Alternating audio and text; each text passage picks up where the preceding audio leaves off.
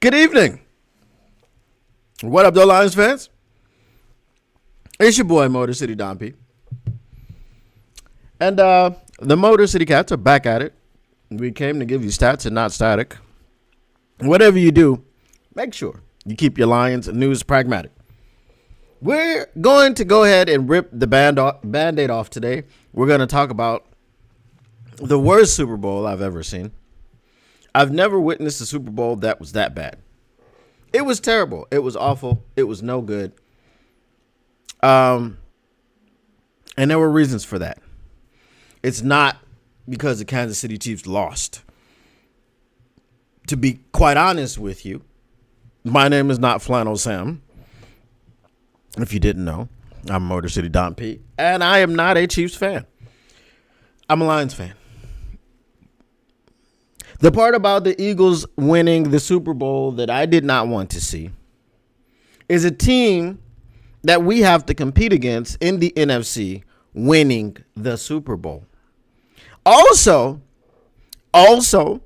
just to be petty with it, C.J. Gardner-Johnson is on the Eagles, and that dude has a freaking Super Bowl ring now. The guy that said that his time in Detroit was hell because he got injured and he pouted about not getting his starting job back. This is the guy that was allowed to win a Super Bowl. The one that called everybody in the organization liars. This is the guy that was allowed to win a Super Bowl. And now, regardless of what you think about him, regardless of what you want to say about him, you can't say a goddamn thing because that dude has a freaking Super Bowl ring. I am good, David Bryson. How are you? And you just reminded me of something. Let me go ahead and check my volume. Make sure it's all good for you, my guy. Give me 1 second. Yep, it's all good. We're on 84. David Bryson is also not happy that the Eagles won. Listen. The title of the show was How Can the Detroit Lions Compete with the Philadelphia Eagles for Years to Come? It is simple. And I do believe that it is very simple.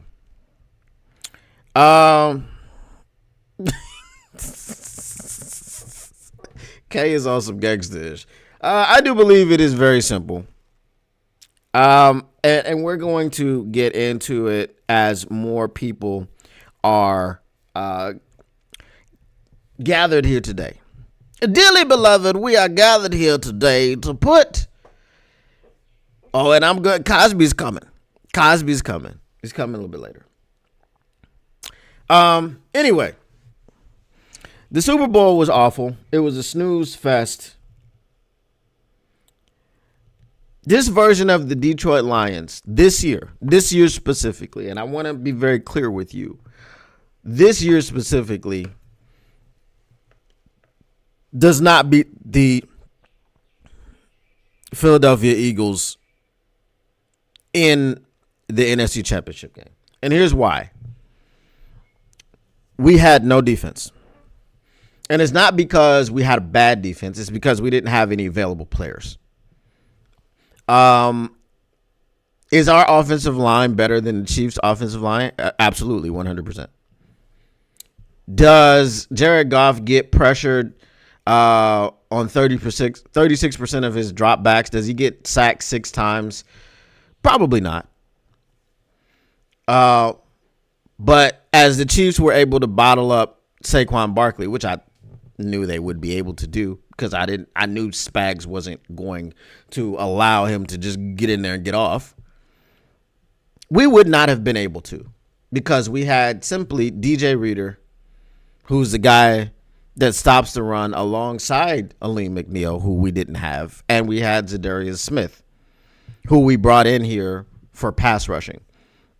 We saw the Buffalo Bills run roughshod over us. We saw some other not fantastic, not great defensive or running games be able to do a little bit against us. So with Saquon Barkley we're not going to be effective against the Saquon Barkley in that way. I don't know if he goes for 200, but him going for 100, 120, things of this nature is probably going to give them the opportunity to go ahead and execute their game plan. Jalen Hurts was able to do what Jalen Hurts was able to do, largely because, one, turnovers. It turns out, I was told, this guy right here, I was told that quarterbacks turning the football over, it doesn't matter. When you go to the playoffs and your quarterback is turning the football over and throwing pick sixes, it doesn't actually matter. When your quarterback fumbles the football while being sacked and the other team recovers it and scores points, it doesn't actually matter. That's what I was told. 34-0 said very differently. 34-0 said very differently.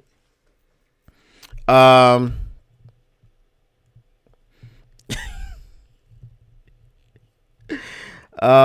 right. David Bryson says, I'm a big Hutchinson fan, but I don't know if he should get the bag because of his injury.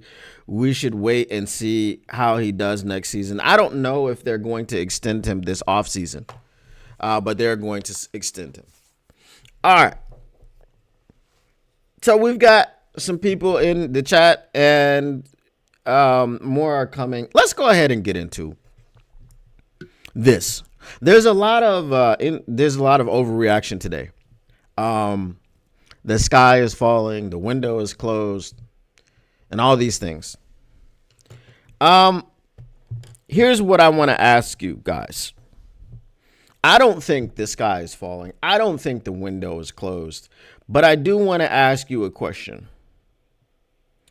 What were, I can't even think of his name. Marcus Davenport. What were his stats?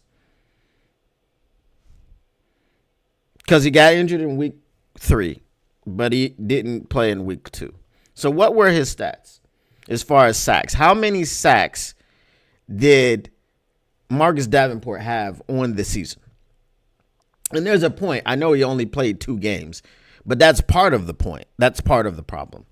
He only played 2 games and was available for 3 of them. Well, he was only available for the 2 games that he played, right? He played the first game. He got injured the second game. Played the first game, got injured in it, didn't play the second game. Or maybe he got injured during practice. I don't know.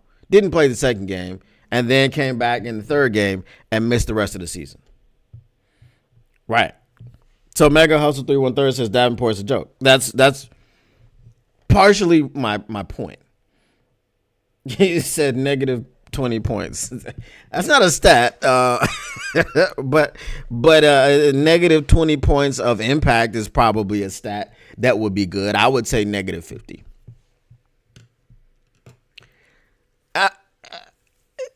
And I want people to get to this point.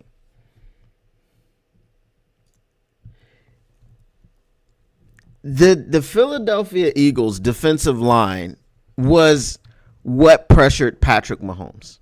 They didn't blitz. So it allowed people like Quinyon Mitchell, Cooper DeJean, Darius Slay, and various other members of the secondary who I won't name. It allowed them to sit back there and just wait, play coverage.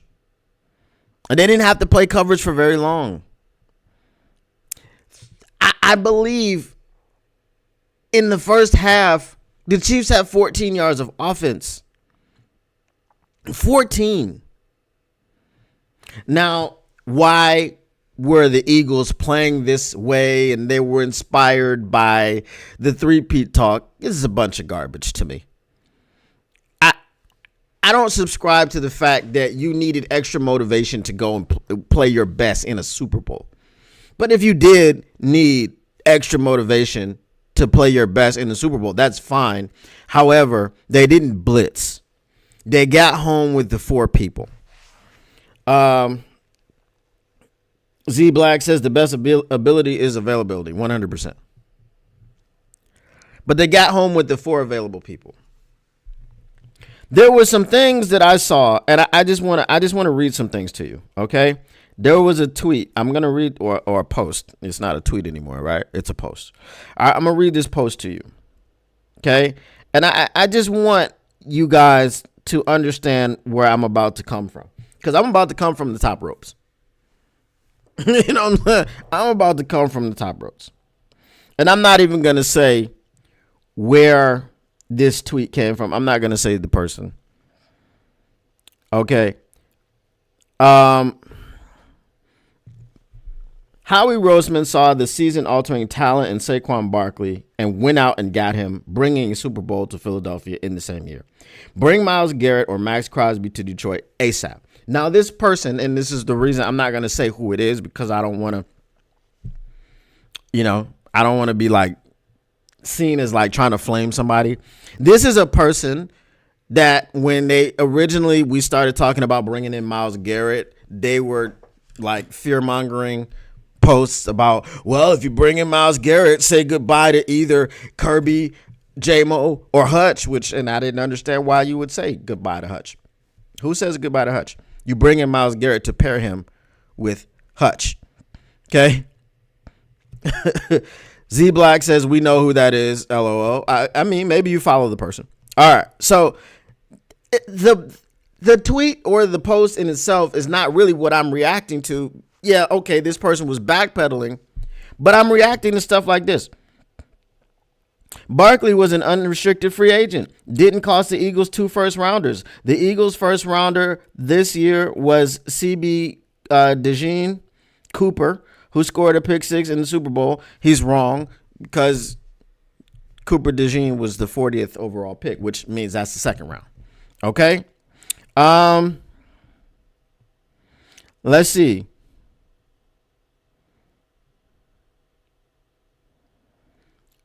All right, and here's one that I want to get to, which is not really an overreaction.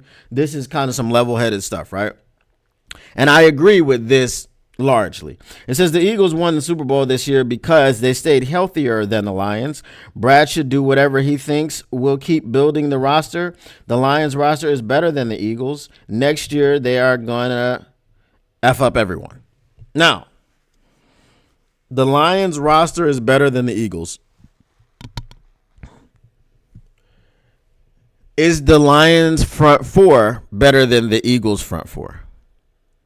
Do we have Jordan Davis, who we had an opportunity to draft? Do we have Jalen Carter, who we had an opportunity to draft? Do we have Nolan Smith, who we had an opportunity to draft? The answer is no. No, and no. Okay? But we do have DJ Reader, who we signed. We do have Aleem McNeil, who will not be playing for who knows how long in the season. He will not be available at the start of the season. And, of course, we have Hutch. And then on that side, we got Marcus Davenport. Again, Z Black, you are 100%. You are correct. 100%. Terrion Arnold looks better where Quinyon Mitchell is, because he has help that Quinyon Mitchell has. Cooper DeJean looks better than Amik Robertson because he had the help that he had in front of him. And so on and so forth. Darius Slay, as old as he is, quote unquote old, looks great. And maybe he's a step slow or whatever because he's older. He's in an advanced stage of his career. What is this, year 10 for him or something like that? Because he has those guys up front. So here's what I'm asking you. You said time for Martin to step up. It's not time for Martin to step up. The Detroit Lions Hold on. Wait. I gotta get. All right, here we go. Love the pride, but going out to mortgage the farm is not the answer. What are we trying to accomplish? Are we trying to accomplish 15-2 seasons, which was phenomenal? And we got to 15-2 unexpectedly, because at the beginning of the season, I said 14-3. I wanted to say 15-2, but I was like, nah, that's kind of crazy. I don't want to sound like a slappy. I don't want to discredit myself. I don't want to just be sitting up here drinking the Kool-Aid, right? But we got there, and it was unexpected because of all the injuries that we had. And I think a lot of us, even myself at times, I just looked at the fact that we just kept chugging along. Didn't matter. Hutch went down, so what? Next man up. Right? Alexander Loney went down, so what? Next man up. Aleem McNeil went down, so what? Next man up. Carlton Davis went down, so what? Next man up. Okay? Until Amik Robertson went down, and he was really the last man that could have been up. I mean, you have Kendall Vildor, who, we know Kendall Vildor is who he is. He's a practice squad player that has been he's got some valuable experience because he's been thrust into a starting role multiple times because we had injuries and we didn't have the depth. He's the sixth cornerback on the team. So now when your sixth cornerback is starting opposite your rookie in the divisional playoff round, good luck. Good luck. So we went 15-2 with all this adversity, all these injuries. And this is why I said going 15-2 was cool, but I don't believe that the roster as currently constructed, I'm not even going to say it's currently constructed. The roster as the current health status of this roster, right? Let's say the same thing happens to Amik Robertson, because it was in the divisional round, but somehow you pull past the divisional round, you get to the NFC Championship game. Now you got not even Ennis Rakestraw, because he's an unknown, or he's not an unknown. He's a known unknown. We know that he's unknown. Okay, he's a known unknown.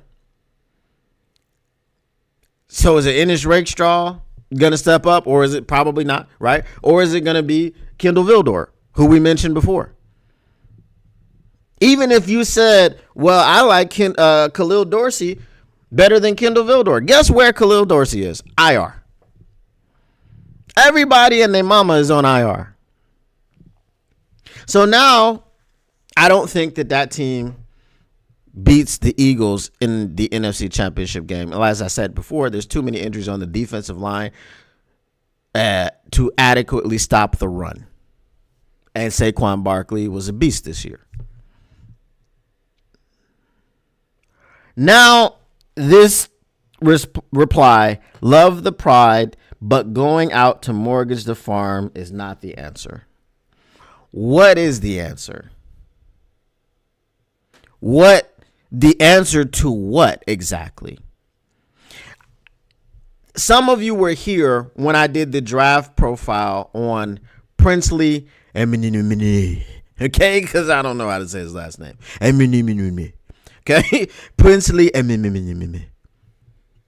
did the draft profile on him as a prospect. I looked at the film, and what the experts, and I'm not going to say I'm an expert on defensive line play.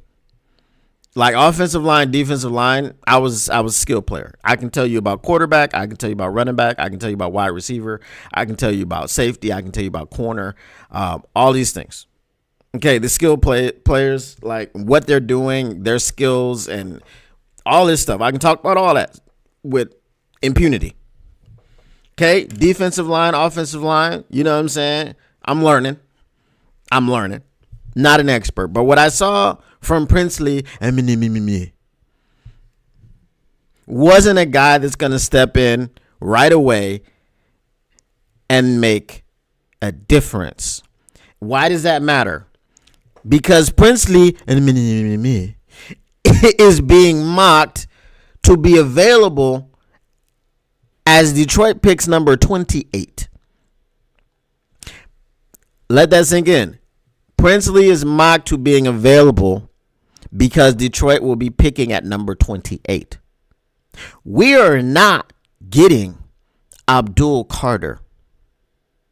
Travis Hunter is not walking through the doors at Allen Park. We're not getting the people that are top 5 picks, number 1 overall picks. We're not drafting Hutch again because Hutch was available to us and because Jacksonville is stupid. That's why Hutch was available. Right? Now, here's what I think. You ready? I don't give a filth about them picks. You got to filth the picks. Okay? F them picks. Because who is going to be better than Myles Garrett or even Max Crosby at this point? Who? At number 28. If you stay at number 28,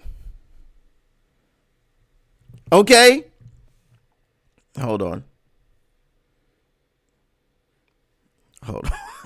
If you stay at number 28, who are you getting?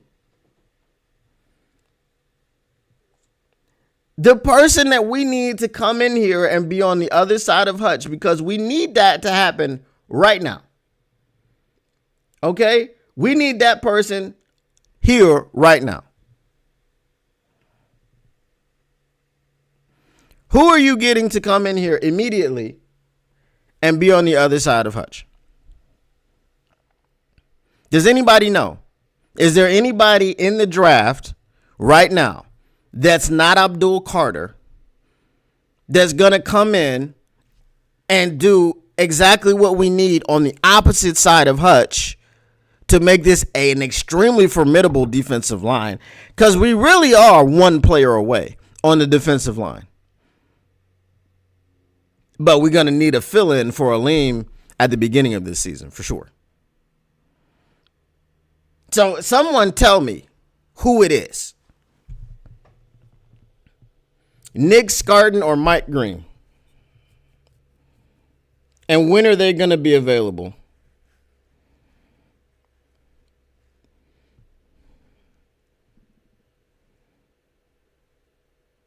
Aleem's fill-in is Wingo. Guess what? Wingo has the same type of injury as Aleem. Alex Zimmerman, how much would you have to give up for Garrett? You're going to give up, from what the GMs are saying, probably 2 first rounders and maybe a third. And I say F whoever's in the first round this year, F who's ever in the first round next year, and F the third. All the picks can get F'd. I don't care about them. I don't give a damn. I don't give a good goddamn. I don't give a shiitake mushroom. I don't give a fudge sandwich or a fudge sundae about a single rookie in this draft. I know we have a goal, and we're nine super chats off of our goal of me doing my first live mock draft. 9 super chats of any, you know what I'm saying? For those of y'all that don't know, they don't have to be like big ones. It could be the smallest one. Okay. I just feel like, because I've never done a mock draft, so I just feel like I need to be compensated because I might tank my channel and it might be the last money that I ever make. No, I'm just playing. I don't care about a rookie. I don't even want to do a mock draft. If you have to take all the picks this year to get Myles Garrett, I don't care. I don't care, because building through the draft is what we've already done. Building through the draft is why we were 15-2. Okay? Building through the draft is why we were 15-2. That's great. That's absolutely fantastic. But guess what we didn't get in the draft? We didn't get a Hutch compliment. We got a guy in free agency that there were people that thought he was actually going to be healthy this year, which was wild to me. It was insanely wild. How is someone going to be healthy when they've not been healthy for their entire career? How was Marcus Davenport supposed to be doing anything for us throughout the season when he just came off of 5 offseason surgeries and missed like 15 games last year? Like, what are we doing? What are we doing? You could tell that man wasn't going to be healthy the way they were treating him in training camp. He sat out so many training camp practices, it didn't make any damn sense. So we didn't get that guy in the draft. We got him in free agency at the bottom of the barrel, right? In Australia, they call it the op shop. In America, we call it the thrift store, right? Why do they call it op shop? Opportunity. Right? When opportunity knocks, you better lose yourself in the music the moment. Anyway, you know what it is. So you're shopping at the op shop. You're shopping at the thrift store. You're shopping at the Salvation Army. And that was the type of guy that was available. Why was he available? Because he doesn't play football. Because he's injured all the time. And I said it. I'm on record. Immensely talented is Marcus Davenport. Extremely unavailable. We said in the chat earlier, the best ability is availability. D-Nice says Brad Holmes is not going to let go of his precious picks. Mark my words. I don't care about his picks. F the picks. The picks are not doing anything. The picks will do nothing. All right. Look at the Philadelphia Eagles. The picks were Jordan Davis, were Jalen Carter, were Nolan Smith. The free agent signed, or Brandon Graham as well, who miraculously he tore his triceps in week number 6 and still played in the damn Super Bowl. Marcus Davenport tore his triceps in week number 3 and went to Cancun. He was not, no one thought he was going to be available. No one even thought that there was a single inkling of a chance for Marcus Davenport to come back and play football for the Detroit Lions this season. And if you're re-signing him, you re-sign him to the veterans minimum. I don't care. He's just like an Emmanuel Mosley. And we understand Brad Holmes. Brad Holmes had a serious injury in college. If you don't know about it, go look it up. Don't go now. Okay? Make sure you smash the like button, by the way. So he has an affinity for these injured players because he identifies with them. And that's fine. That's cool. You know what I mean? You know, if you want to identify as a cat, that's your business. But he identifies with them. He understands their struggle, and it is what it is. That's cool. No problem. But at some point, players have to play. All the injuries this year weren't necessarily Brad Holmes' fault. I mean, nobody gets 22 guys on IR. That's a whole two sides of the ball, right? So that's fine.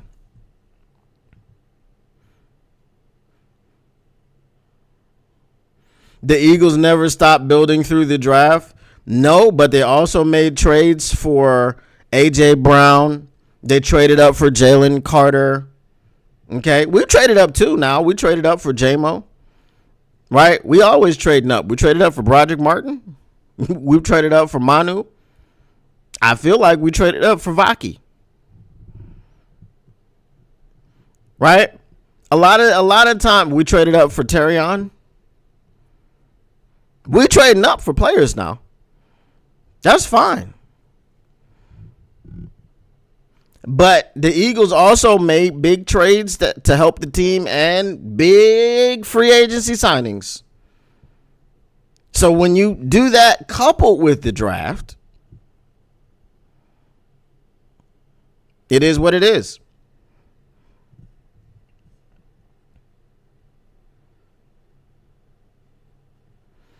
Okay, when his best, Z Black says when his best player on the board, again, Jalen Carter was a trade up. They picked already, and then they went back up for Jalen Carter.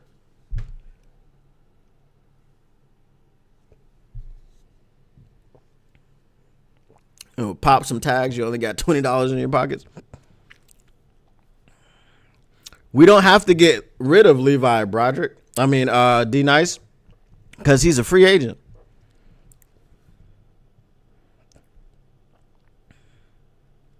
Now, I wouldn't go as far as to say we can't trust Brad Holmes. No.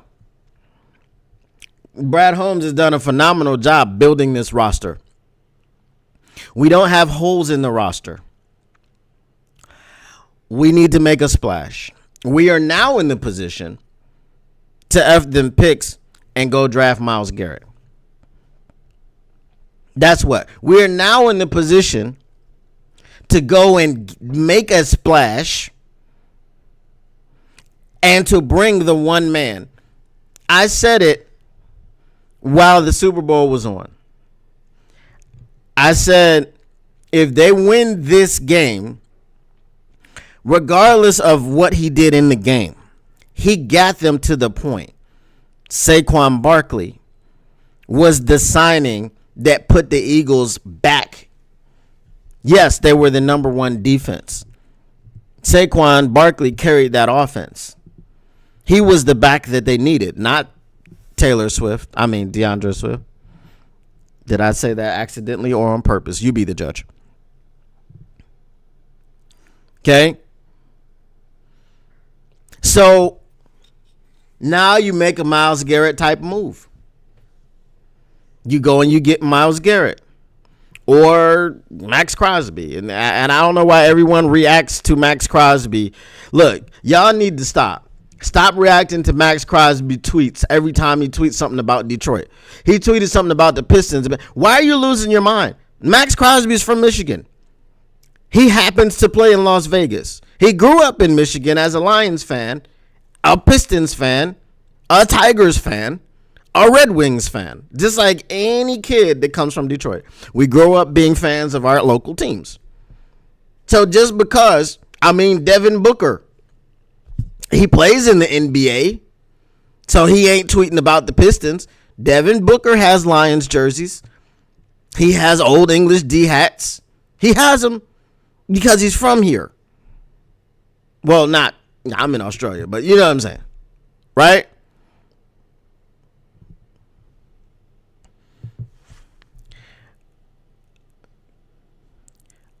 All right, let me get some of these. Yes, Brad traded up for Broderick, Martin, and Manu.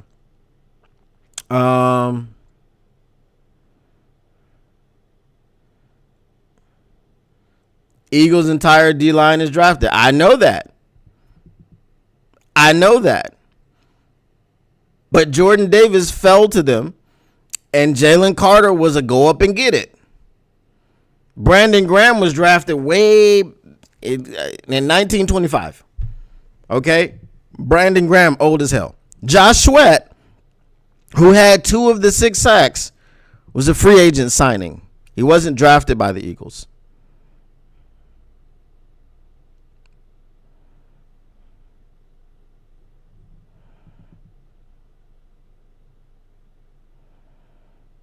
No, Atur, that's not the answer to the question. Okay? That is not the answer to the question. I've already said that the injuries played a big factor. However, when we were healthy on the other side of Hutch, we weren't getting the production. Marcus Davenport wasn't the guy. Marcus Davenport was never going to be healthy for an entire season. And I've been saying this. I'm on record. as saying this. Since the signing, big proponent, a believer in his ability, but not a believer in his ability to stay healthy.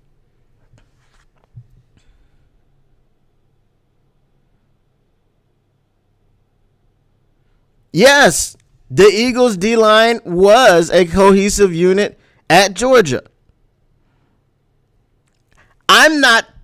Listen, the toothpaste is out of the tube. We can't draft Jalen Carter or Jordan Davis or Nolan Smith anymore. That's why you got to go get Myles Garrett. That's why you got to go get a Max Crosby or Trey Hendrickson. Since is Trey Hendrickson, hold on. I felt like that was the last, or maybe he's there one more year. I think he's there for one more year.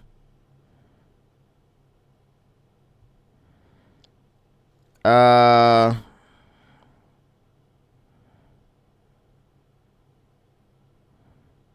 me see.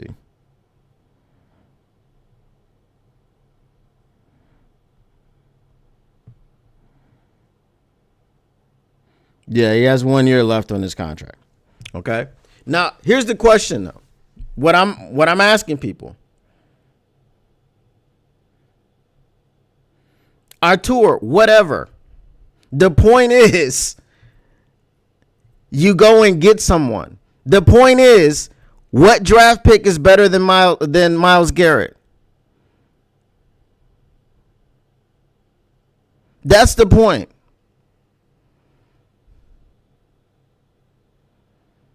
No one who told you, TaylorMade Media, that defense doesn't win championships. Who said that?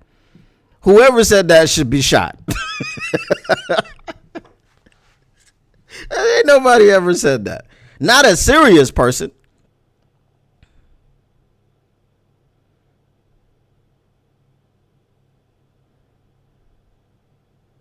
Not a serious person. And Artur, I'm not up here caping for Max Crosby. I said you got to make a move. I never thought Max Crosby was an option. I still don't think he's an option because he said multiple times that he wants to stay in Las Vegas. But I'm just saying, if it ain't Myles Garrett, it's got to be somebody. I don't care nothing about these rookies. I don't care nothing about them. I'm not excited about a rookie defensive end that you draft at number 28. Because, like I said about Princely and me, he's a project. He's a developmental piece at number 28.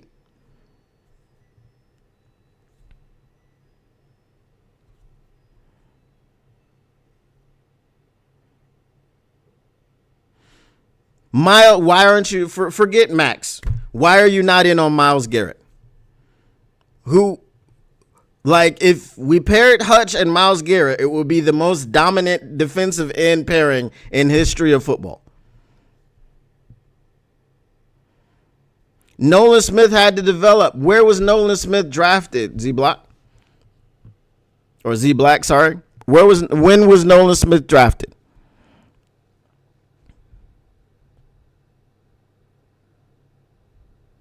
This is gonna blow you away now. Once you answer that question, what was Nolan Smith's draft pick? Which round was he drafted in?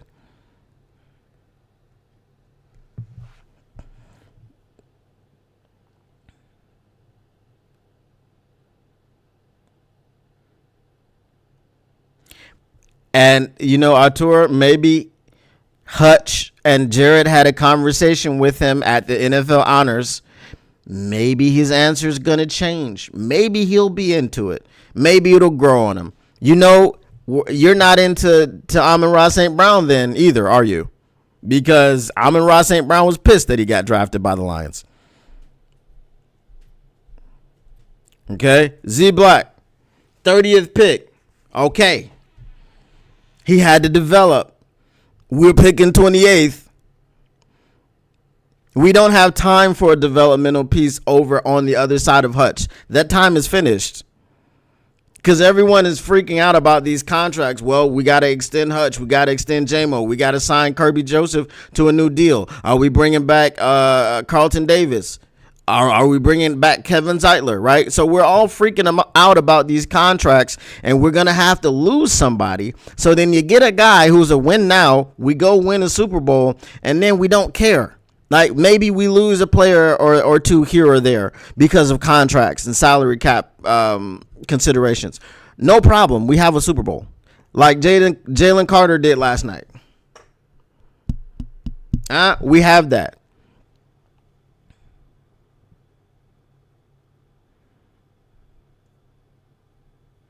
What did he say exactly, Artur? Zadarius Smith ain't Myles Garrett.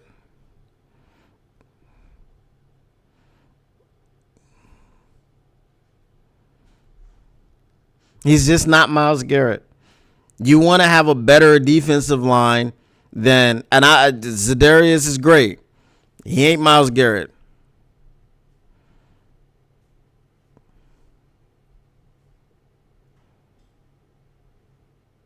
Myles Garrett would not be second fiddle to Hutch. Maybe he would feel in a way that it was like KD and Steph. Maybe. But Myles Garrett has said from his mouth, not this, but that he wants to win championships.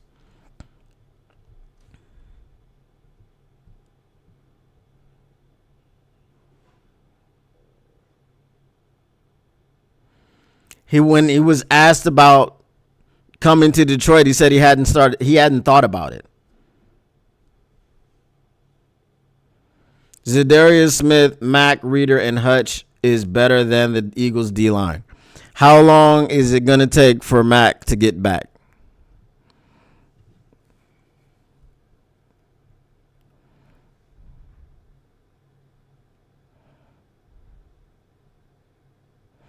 Whoever the Lions put on the field has to take the pressure off whatever defense Shep trots out there. It ain't going to be a rookie. Unless we make a splash trade for a Jared Verse type of player in the draft, then I'm cool with that. But it's going to take draft picks. If we're trying to move up in the first to get an impact defensive end, it's also going to take probably multiple firsts because we're going to have to trade up very high.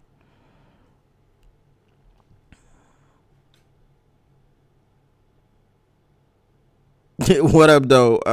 Tactical Sport. Hey, we just talking about how to make this defensive line better. If they're all in the Super Bowl, we're winning it. That's fine.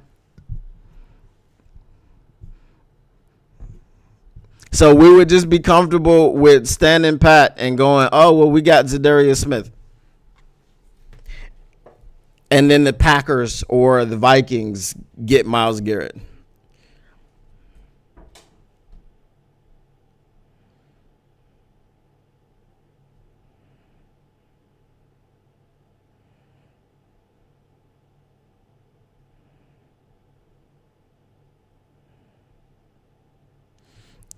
Listen,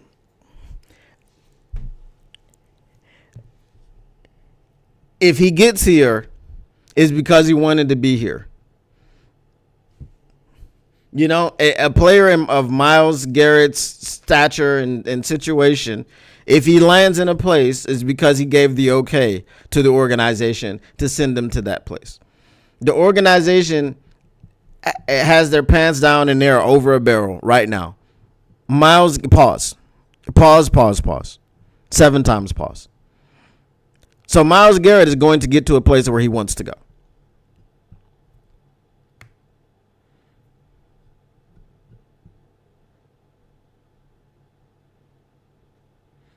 Thank you, Tactical Sport.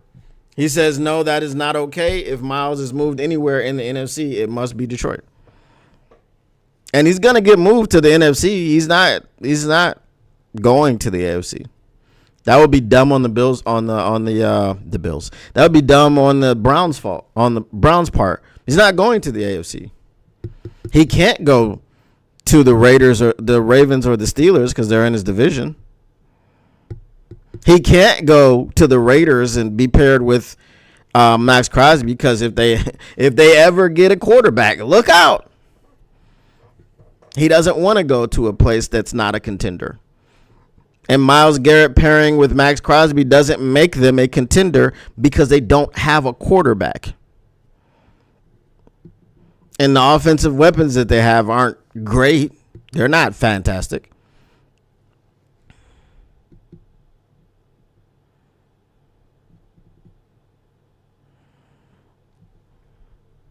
Z Black, I 100%, but I'm calling for something here. I'm calling for a change to be made. This situation is dire. Okay? We saw it with our own eyes. People under AG would still complain about the secondary and, at times. Right? Which, listen, I'm not going to sit up here and try to act like our defense was bad. I'm not going to do that. I'm not going to sit here and act like Hutch wasn't on pace for a Defensive Player of the Year award. I'm not going to do that. I'm not going to sit here and act like Hutch might not have broken the sack record for a season. I'm not going to do that. But here's the question that I want to ask anyone that thinks. I don't see really anybody saying, nah, I don't agree. We should keep them picks. Okay? So it's just for other people. Let's say that you had a Hutch and a Myles Garrett at the same time. And let's say one of them goes down. Let's say that was this season before we had all of the injuries and everything. You'd be like, damn, that sucks because we had a dynamic duo there and no one was going to be able to do anything. You couldn't pass the football. But, we'll be fine with just Hutch. Or we'll be fine with just Myles Garrett. Bro, when Hutch got hurt, fans in Detroit were going through it. Some people thought the season was over. Now, there's a lot of melodramatic, the sky is falling chicken little fans. That's why they're called fanatics. But some people thought they went to those depths. Once we lost Hutch, as if Hutch was the only piece on the defense. That's it. Season's over. Pack it up. We're done.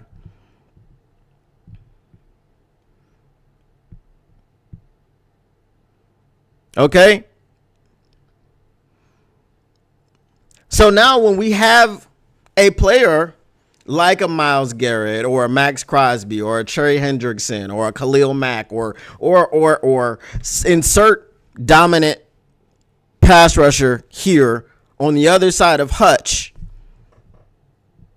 okay, we're not really worried about anything. If we had a Myles Garrett, it would be wake me up when we get to the Super Bowl. Because we've seen, we saw the Philadelphia Eagles lose their coordinators, replace them with two brand new coordinators. Kellen Moore, remember, the knock on Kellen Moore was he was a little bit too pass happy, right? Kellen Moore got Saquon Barkley, and did he run the damn ball. Johnny Morton, okay, the knock on him in New York was he was a little bit too pass happy.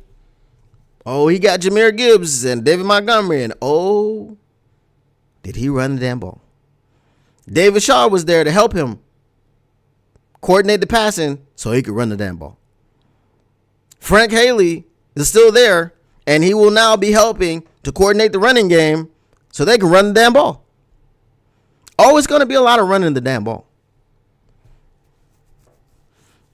Now, let me get to your comments, and then I'm going to get to some quarterback chatter because we had some interesting discussions yesterday in the live stream about the quarterback, and we want to go ahead and talk about that a little bit.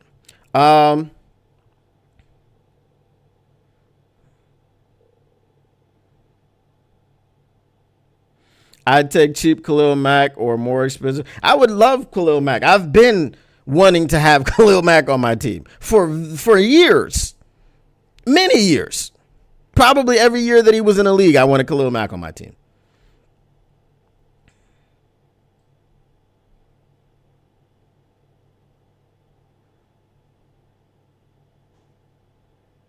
Because Myles Garrett has told you out of his mouth. He doesn't care about the accolades. He doesn't care about the money. He just wants to compete in and win Super Bowls. So when you make the most dominant, dynamic duo ever in the history of football, you are probably going to play in and win Super Bowls. If that is your greatest, and I'm gonna make it simple. I'm gonna make it simple. Now, if y'all know me, y'all know this man. Y'all know this about me. I hate this man, and I don't even say his name. It is always an amalgamation of his name and something else, some other term. La bum, la GM, la liar, la pathological liar. That guy. Because he was so focused on chasing Jordan and he just wanted to win championships so bad that he just got to the point where he didn't want to play on nothing but a super team. I need to go somewhere and get everybody and bring everybody in to help me win. I need to pair up and team up.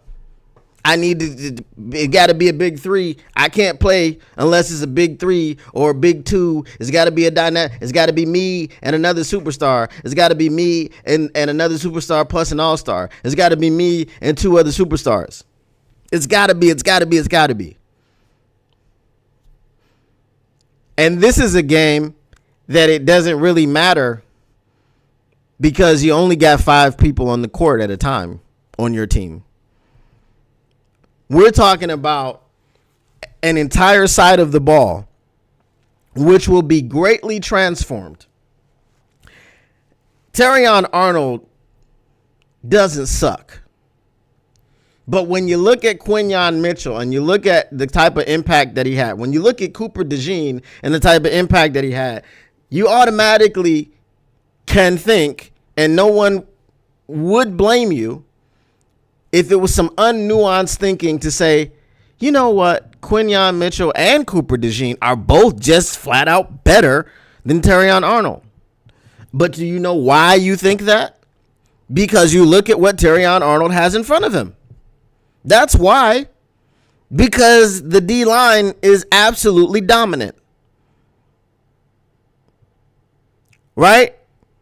So all they had to do last night was sit back there and play coverage. That's it.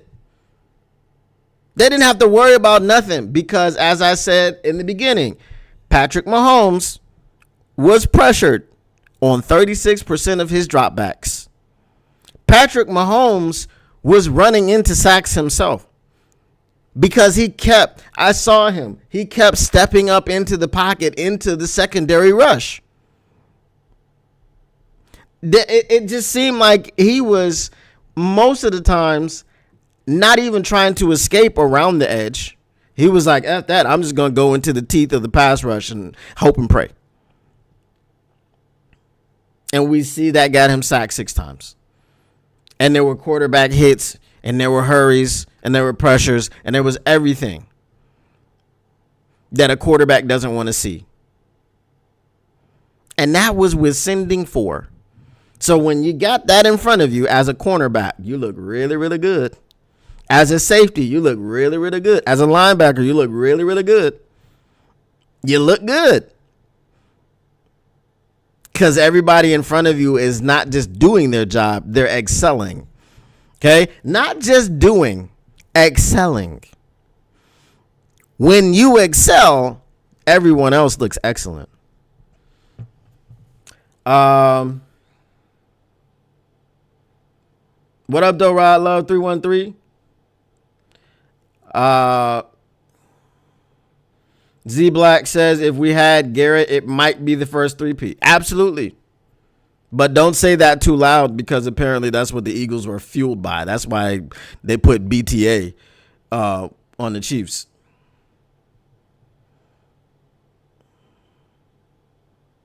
The Bills don't have a better chance at getting Myles Garrett. We think that Cleveland is one of the dumbest organizations, and that would just make them super stupid. Unless what they're thinking is we're not even thinking about competing until Myles Garrett has retired. Because that would be the thing. You're not coming out of the AFC when you got to play against Myles Garrett and Josh Allen. Yeah, that's not happening, right? Taylor May says, I don't know what the Packers' plans are, but my guess is Myles Garrett is a part of them. They're going to be gunning. I'm pretty sure they're picking up phones. They're picking them up.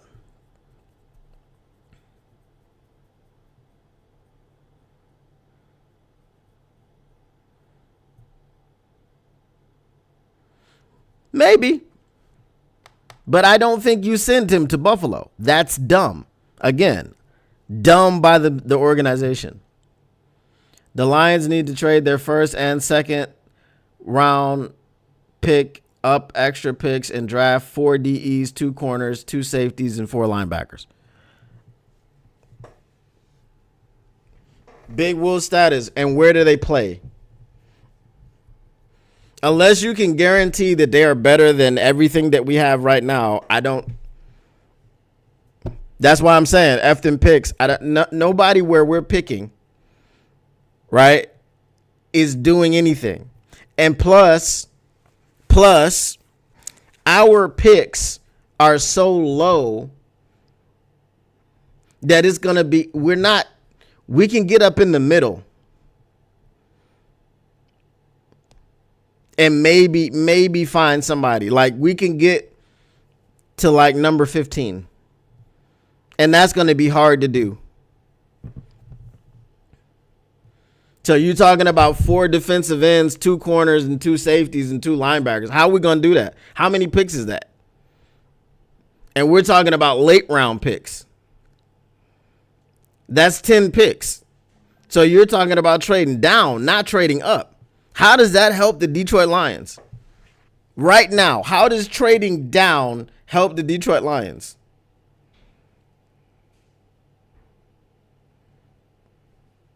Rod Love 313, I said, yeah, I would love to have Trey Hendrickson. We would also have to trade for him and give him a new contract.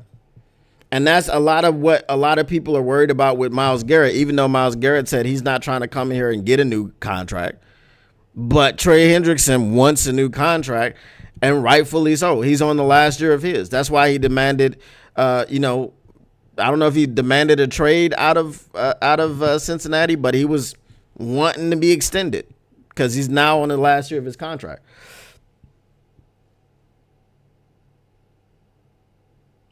Rod Love, what do I think it'll take to get Garrett 2 firsts and a third?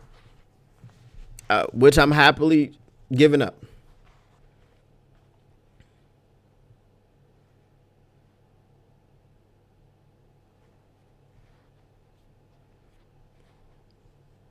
And if we're drafting that far back, I don't care. You know what I'm saying? Like I said, go look at the draft profile that I did on Princely and Mini. Okay? Again, I say Mini because I don't know how to say his last name. Okay? But go look at that and then go look at some film and really objectively look at the film. Don't look at the stats. Don't look at anything. Look at the film and say, this man would be able to do this in the NFL. If you don't know, Princely doesn't use his hands. His hands are a last resort.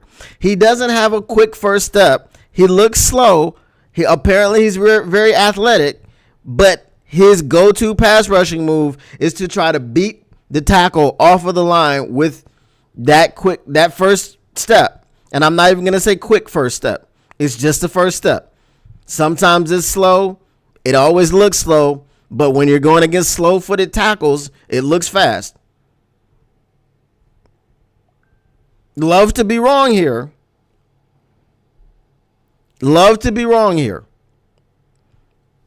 But that's what I saw on the tape.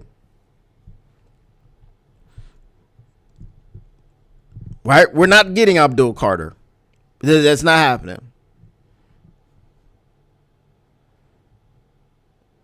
Cowboys wouldn't be a fit for a person that's looking to compete for championships. Cowboys haven't been a championship relevancy in 30 years.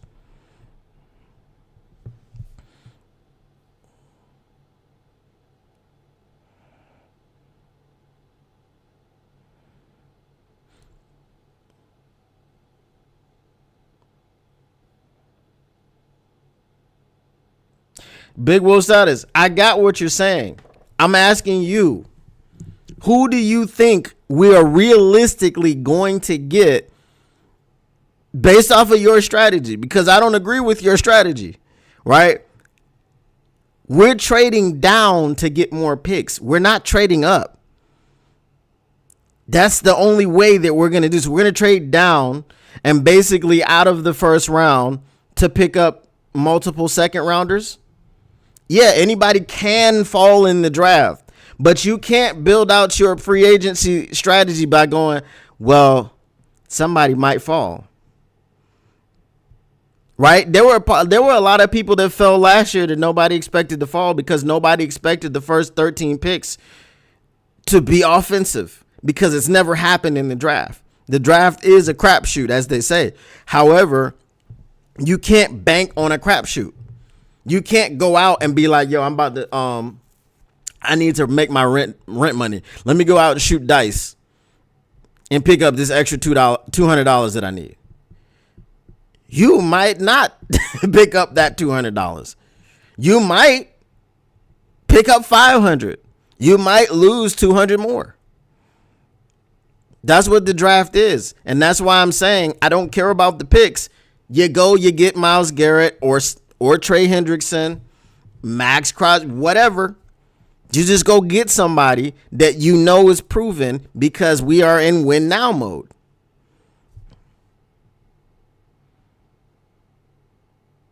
That just means you're bad at dice.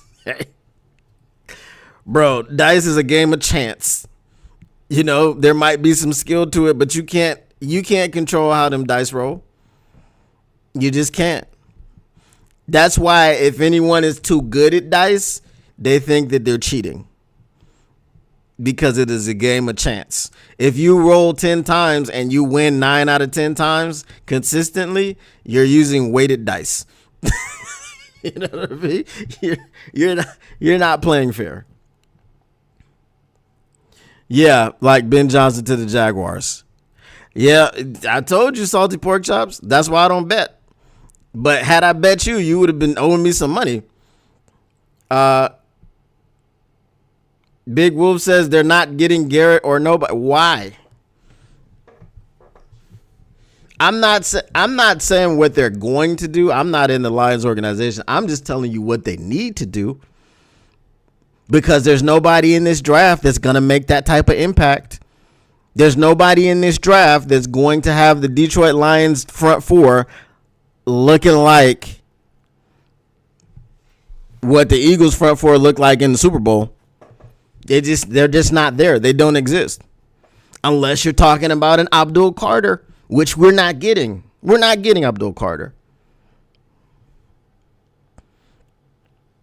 Thank you, Lindsay Harris. Lindsay Harris is convinced. She says, F them picks. I'm convinced. F them picks. Give me Garrett. Yeah, salty pork chops. I'll take that bet. So run me my money. You want me to send you the Cash App? Lions have a tough schedule next season. They got to get this free agency and draft spot on. 100%. 100%. I think we need a faster, more athletic linebacker that can cover and rush along with Garrett, Crosby, or Hendrickson. Yeah, I'm fine. Listen, if you did that, if you found a way to get Garrett, Crosby, or Hendrickson, and then you went in the draft and you got that linebacker, cool. I feel better about this defense Just with one player, I feel infinitely better about this defense. Because if we're being 100% honest, we had a good defense before everybody got hurt. Our defense did reach top 5 status, like I said that it would, because I looked at the defense on paper before the season started, and nobody wanted to say it. People wanted to say top 15, top 10. I said this defense will be top 5. I went out on a limb, and I was correct. And then everybody got hurt.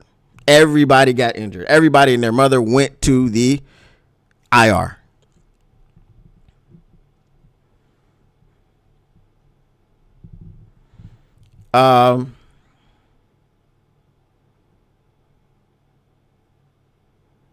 Can you name more than one big trade of a defensive player like Garrett that led to immediate Super Bowl return? I can't, because I would have to look at it, but then how many of those teams were 15-2 with a defense that was Super Bowl worthy until everybody got hurt? Because you got to look at the circumstances of the trade, right? Jalen Ramsey went to the Rams and they went to the Super Bowl. And they won it. That's just one right there.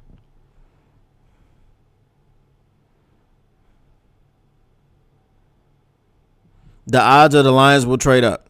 That's fine. How far are we trading up and who are we getting?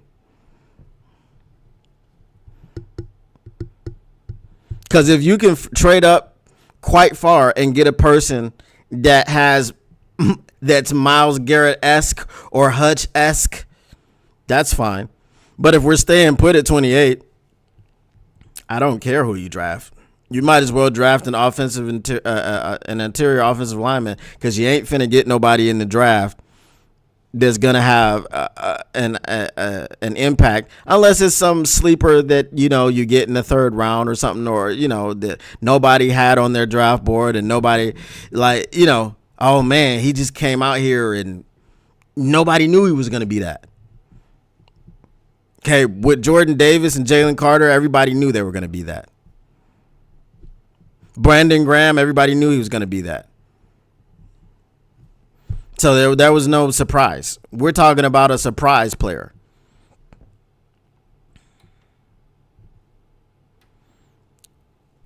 Salty Pork Shot says, can we stop with the tough schedule? We had first place schedule this past season. Stop being worried about the damn schedule. I would say that the schedule is probably harder than last season. When I looked at last season's schedule, I couldn't find anyone that I was afraid of. So it was tough for me to pick 3 losses.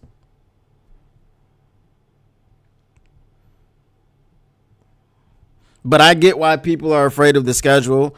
Our coordinators are a known unknown. Okay. But then this schedule in itself is always an unknown. You never know who's going to be tougher than you think they are. You never know who's going to suck and who's going to tank. You never know who's going to be 15-2 and have everybody on their defense get injured and you don't win the playoff game. You never know about these things. Okay, Von Miller is another one.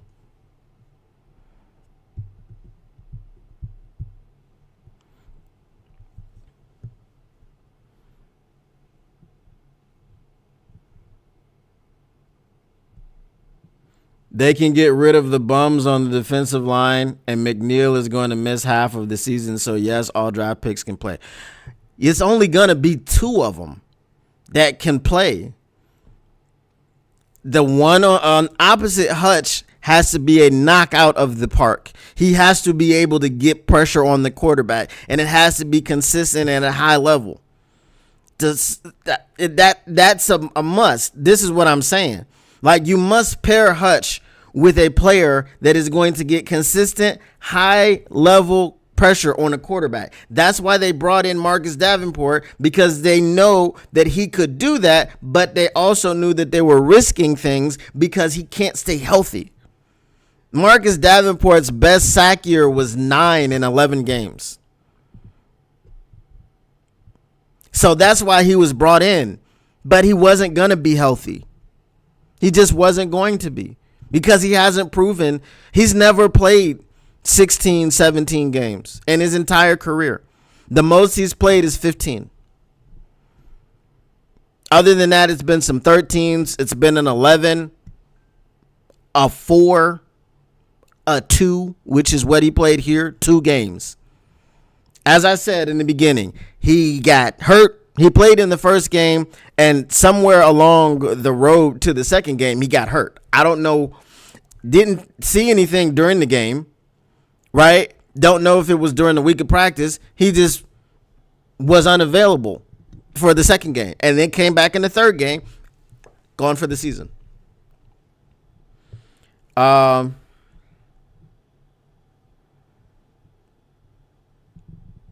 Artur, that's fine, but again, like, the barometer is not as such, because it's not often that a team is in the position that we were in that says, hey, we need that one piece because we saw what happened when everybody got injured. We need to make sure that, forget all the injuries, we're trying to truly dominate.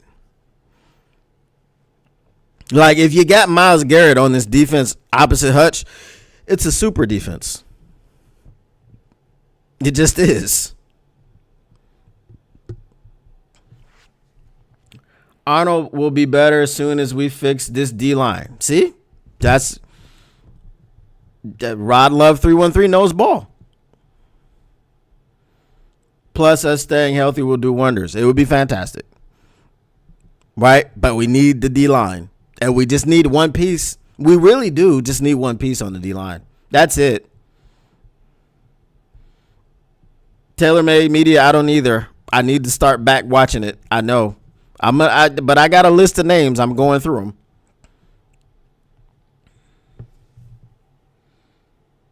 them. Reggie White left the Eagles and got a ring, but it wasn't at a free agency signing. I don't think he got traded.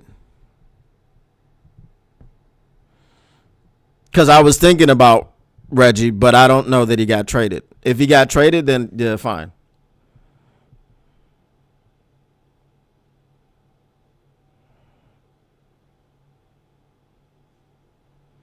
Did Hassan Reddick play on the Rams? I don't remember him being on the Rams.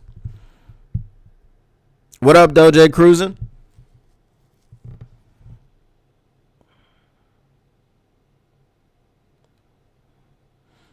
A lot of talking about the draft, F&M picks, Kingsley, and I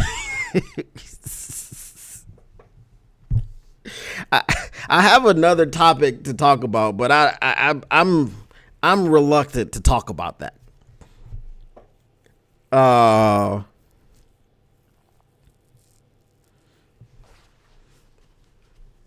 So I'm just saying, whatever gets done, we need an impact player on the other side of Hutch.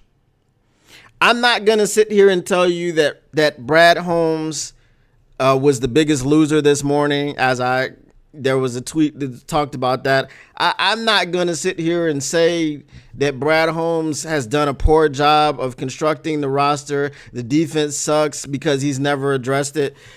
Not at all. Look at what he did with the secondary last offseason, right? Completely revamped the secondary in one offseason. Looking to bring Carlton Davis back. You bring me any of Khalil Mack, Trey Hendrickson, Max Crosby, Myles Garrett, and I'm talking to you about Super Bowl. Because like I said, you saw the Eagles get 2 brand new coordinators, and guess what happened? And one of them was a coordinator who was thought to be too pass happy, got Saquon Barkley, rushed for 2,000 yards. You can't be passing the ball too much when your running back rushes for 2,000 yards. I'm just saying.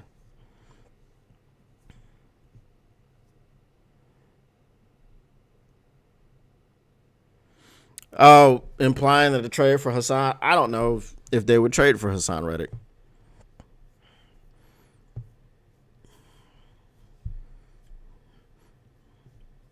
And I don't know, did he sign more than a 1-year deal with the Jets? Now that AG is there, he's probably going to want to keep him. because they got rid of Aaron. You know what I'm saying? So they're going to have to lean on their defense if they're trying to win anything. I mean, it's not like Aaron was any good last year, but, you know. Study Eagles Super Bowl season is the talk? No. That's what I'm saying. Like, it was simple to see what the Eagles did. They had a dominant defensive line, and everybody else behind them looked fantastic. Because Patrick Mahomes didn't have any time. Because they pressured him on 36% of his dropbacks. Because they sacked him 6 times and hit him probably 4 more times. He was under constant pressure. He was rattled. He was shaking in his boots. The Eagles shook up the world. The Eagles defense was floating like a butterfly, stinging like a bee. Rumble, young man, rumble. They were so pretty. They were the greatest.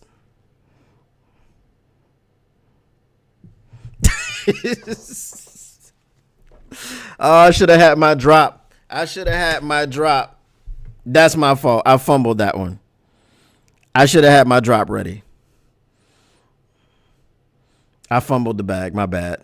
I'm sorry, y'all. I don't even know if y'all can hear it. Yeah, I'm not logged in. Nothing. Nah. Should have had my soundboard up.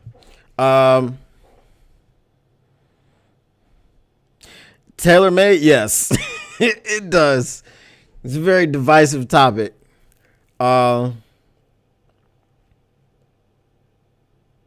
Yeah, that's we're not sure about what Kelvin is going to do. And actually, Hassan wouldn't have fit in AG's scheme because he likes the body type of Hutch and Marcus Davenport.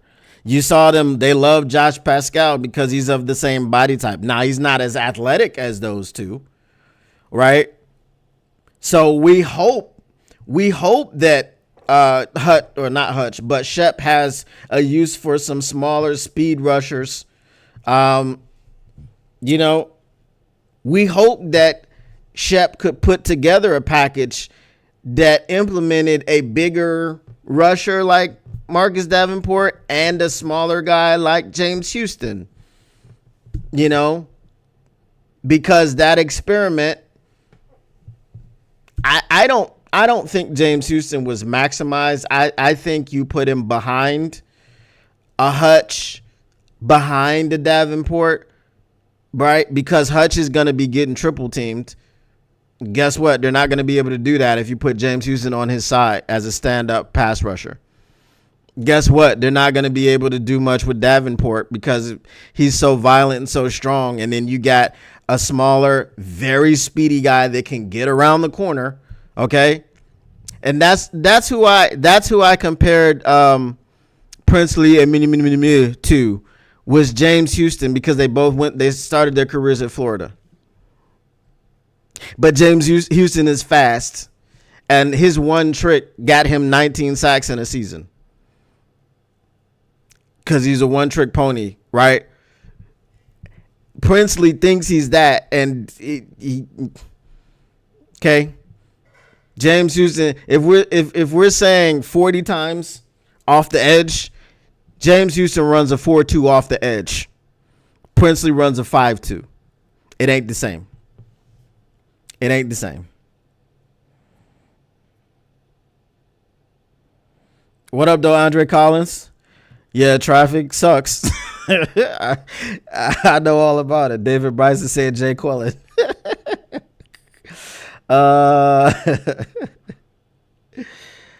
Let's see. There's also one other defensive schemes people should be discussing. I'd 100% take Quentin Williams over Garrett if that meant only one first rounder and you switch to a 3-4 scheme. I'm not into switching.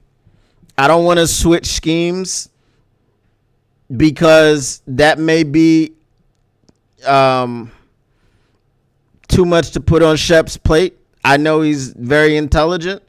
I believe he's played in, I don't know if he's played in both schemes, but, he's a 4-3 guy. He played in the 4-3. He played in Detroit. He played in Now, hold on. If he played in Detroit in the Patricia years, then he might have been, because they were mixing in some stuff. Anyway, he played in New York, 4-3 guy. So I don't want to switch schemes. I just want to switch concepts. That's all. Because our defense was multiple anyway. So I would just like to add some more multiplicity to the scheme. Charles Haley was traded to the Cowboys in 92 and they won the Super Bowl, and he was the NFC Defensive Player of the Year. There you go, Charles Haley. We had to go all the way back.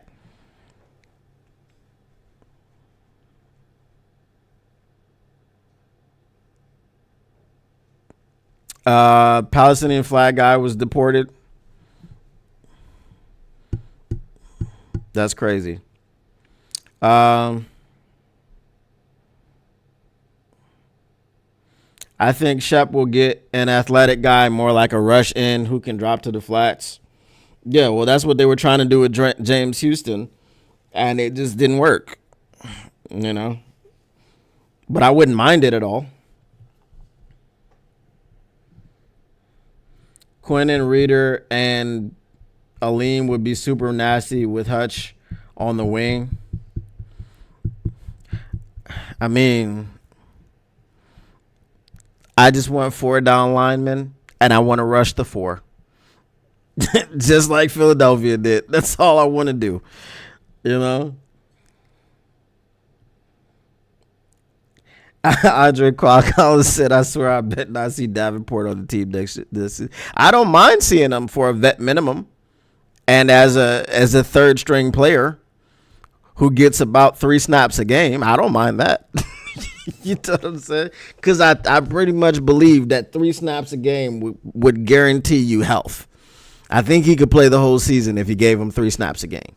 Now, you give him 4 snaps a game, it's a little bit dicey. But 3 snaps, I think he could do that.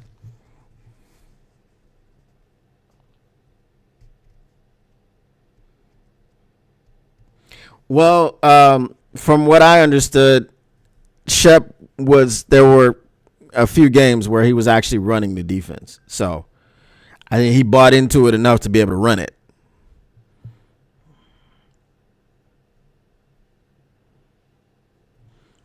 Yeah, and the 3 front wasn't working.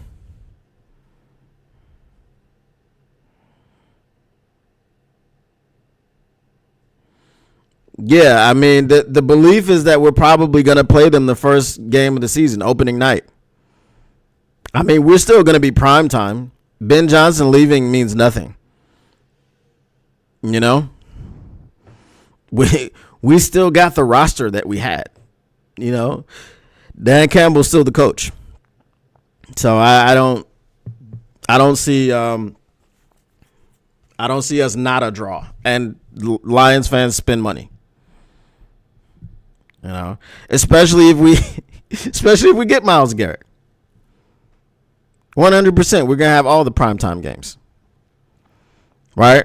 That's one thing. If Myles Garrett cared about the limelight at all, just be like, look, we get you, we're gonna be in all the prime time games. We're gonna be on Sunday night, Monday night, Thursday night.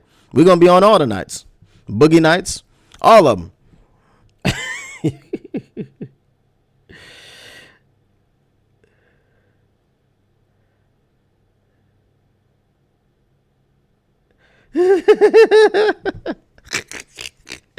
He said, I saw him game 1 versus Rams in the 3rd row on the 45-yard line behind the bench. Davenport, not the guy, and he looked like Medea out there.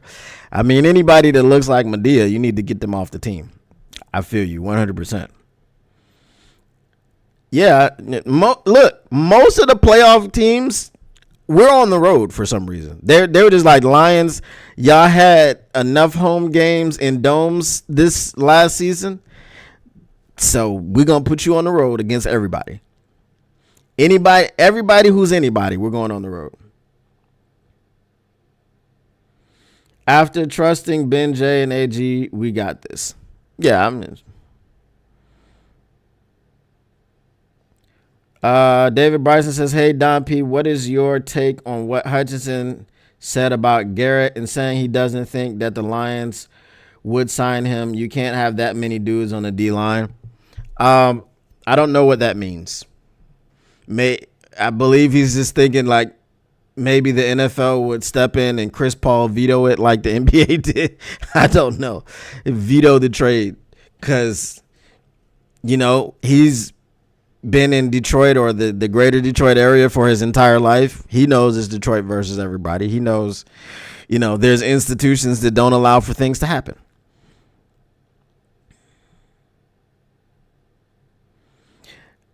Tactical Sports says, I think we need a nice veteran DE, draft a DT and a DE, and get more athletic with our linebackers. If the veteran DE is Khalil Mack, by all means, you can keep your picks. Okay? You get me Khalil Mack. All right? That's my compromise. For those people that want to keep the picks, you get me Khalil Mack, you can have your picks. And whoever you get in the draft, I don't care about. Okay? As I said, when we need 9 more super chats to get to the goal.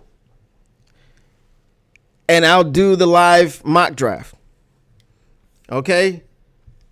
I got to put my heart in it, but if you give me Khalil Mack, and we're going to do the mock draft before Khalil Mack. I hope we get it.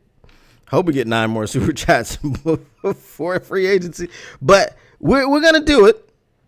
Okay? And because we won't have anybody yet, I'm going to be all in. But I'm just going to tell y'all right now, I don't give a filth about any of these rookies. Jello pudding, the rookies, I don't give a filth. Nah. You know what I'm saying? At all.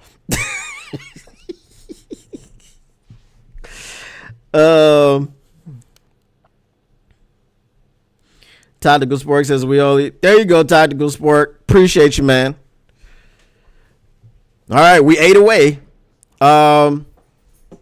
Jay Cruz says, Chef, you spot on. Yeah. One road game that wasn't in the playoffs. That's crazy. It makes 0 sense. Take Khalil Mack all day with Dre Greenlaw on a 1 year to shore up the LBs. Isn't Dre Greenlaw coming off of a torn Achilles?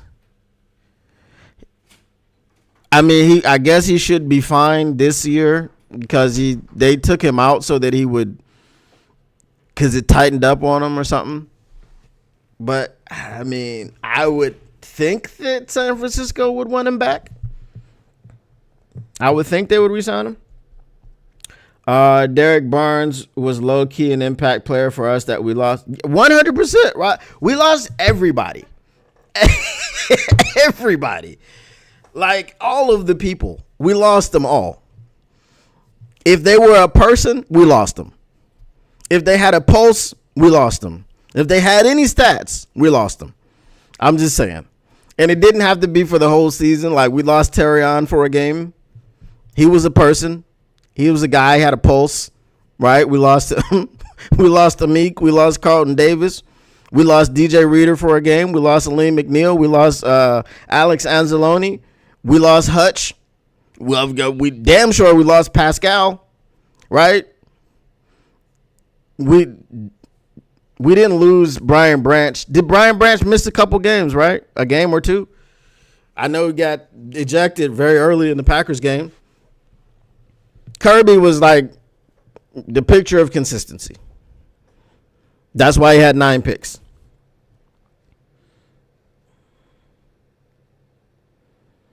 Nowaski wasn't the athlete that Barnes was. I mean, he was good as a fill-in, but no, there was a reason that Nowaski wasn't starting over Barnes.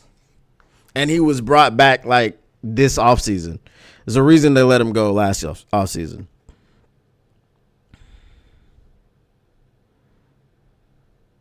They're saying he'd get about $6 million is all the Niners are offering. Well, that's what Barnes is slated to get. So Do you bring back a guy in Barnes who's younger? And yes, he is coming off of an injury, but so is Greenlaw, who's younger. He knows the system and the players, the coaches, the culture. No adjustment period needed. Just get right back in there. Be there for training camp. If we're saying that, I'd bring in Barnes or bring back Barnes.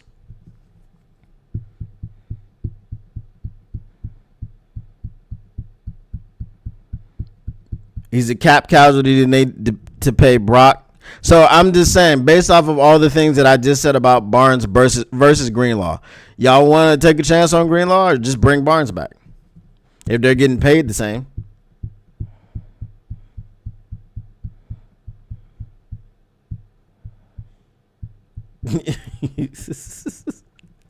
AJ Cruz.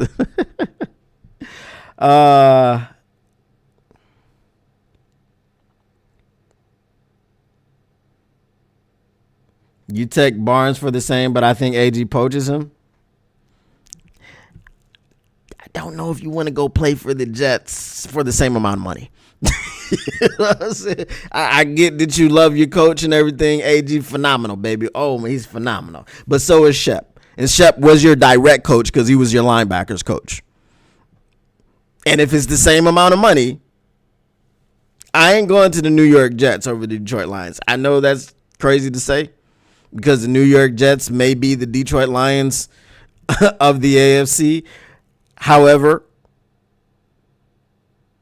we're on the upswing. We were 15-2 without you for most of the season. Week 3 is when you went out, just like Marcus Davenport. I think we should bring the vet back at LB for depth, number 10, but I can't think of his name now. You just made me forget his name. And I know his name for sure. That's messed up, Andre. Greenlaw, dog, but I'll keep Barnes. Trade Chef for a second pick. Where y'all trading me to? I know one place where I refuse to go. I'll tell you that.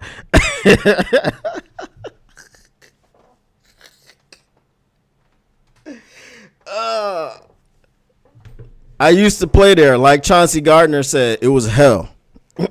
It was hell. Everybody in the organization lied to me. If you know, you know. Use the hashtag. I love how Greenlaw feels running lanes and how athletic he is. Is he going to be the same athlete, though? That's the only... Because it's an Achilles. Like Barnes is coming off of a knee. Because it's an Achilles, I just wonder. That's all.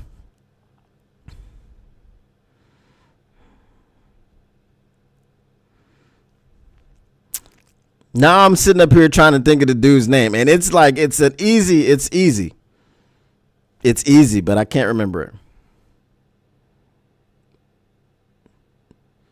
No, not Traquan. What's his name, bro? Alexander? No. Quan Alexander, yes. There we go. Quan Alexander. No, I was talking about that was after Traquan Smith got cut. Traquan got cut in in training camp. Quan Alexander was number 10 when we picked him up off Denver's practice squad late in the season before the Bills game.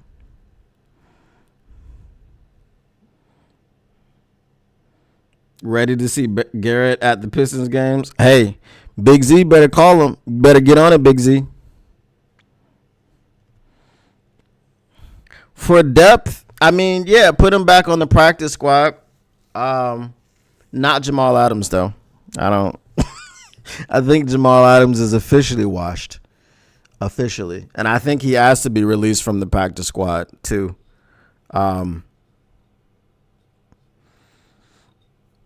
I think the reality of his situation hit him.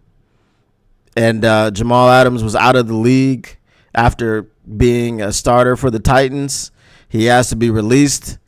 And he was down in Dallas or New Orleans, wherever he lives, and wasn't getting calls like that. So then he got a chance to get called to the Lions and play immediately. Then he went back to the practice squad. And I think it was just like, man, I'm not finna play for the rest of the year, so go ahead, release me.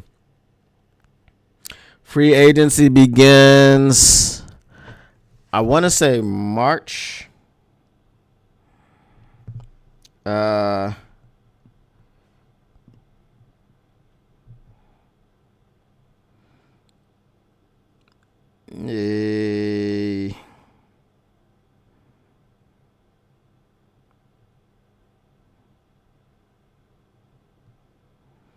March 10th. March 10th at noon is the legal tampering period. March 12th at 4 p.m. or 3:59 p.m. is when it starts.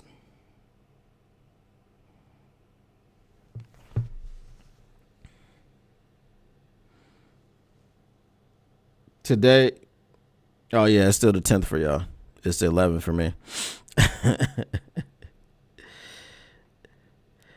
Was he? LOL. Teddy B took 10 when he came back. Yeah, Quan Alexander was 10 for a game or two.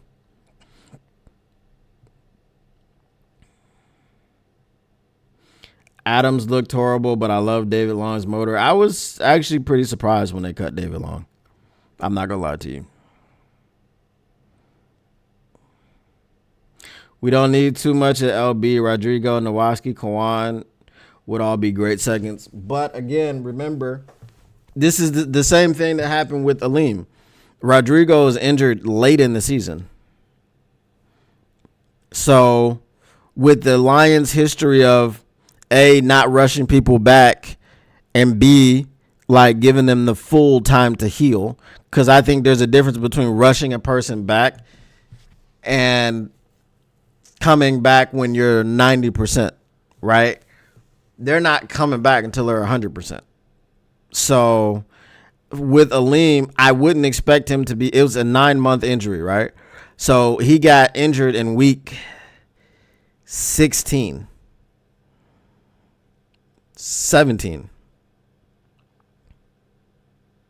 No, 16. He got injured in week 16. So,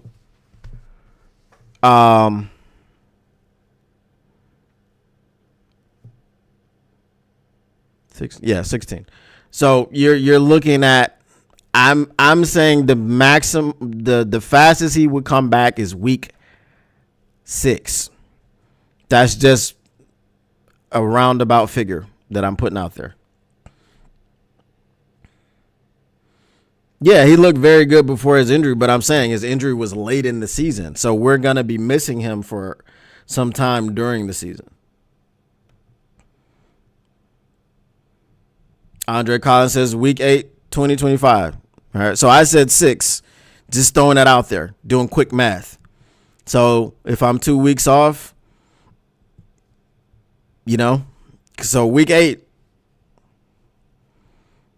is half the season pretty much.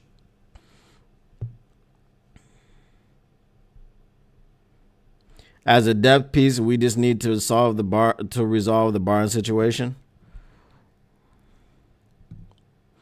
Oh, Tactical says Rodrigo's a little light and a little too slow. Don't get me wrong, I like Rodrigo, but he is more of a role player. Yeah. So I definitely, there aren't, take heart, Lions fans. There aren't too many pieces that we need. You know what I'm saying? But if we're saving picks just so we can get those pieces later in the draft, I just want to get somebody dynamic, man, and bring them in here and have a dominant defensive line. Okay, our defensive line could have been dominant this year had everybody stayed healthy, but they didn't. And if you're gonna, Brad Holmes is not stupid. Brad Holmes knows he cannot go back into the season with Marcus Davenport as your answer on opposite Hutch. He knows that. It can't happen. You just can't. It can't. Can't be Marcus Davenport, man. I know Marcus Davenport is going to be cheap. But you got to have somebody, like I said, if you want to have him because of his potential and his ability, like I said, his best season he had was 11 games, 9 sacks. Cool.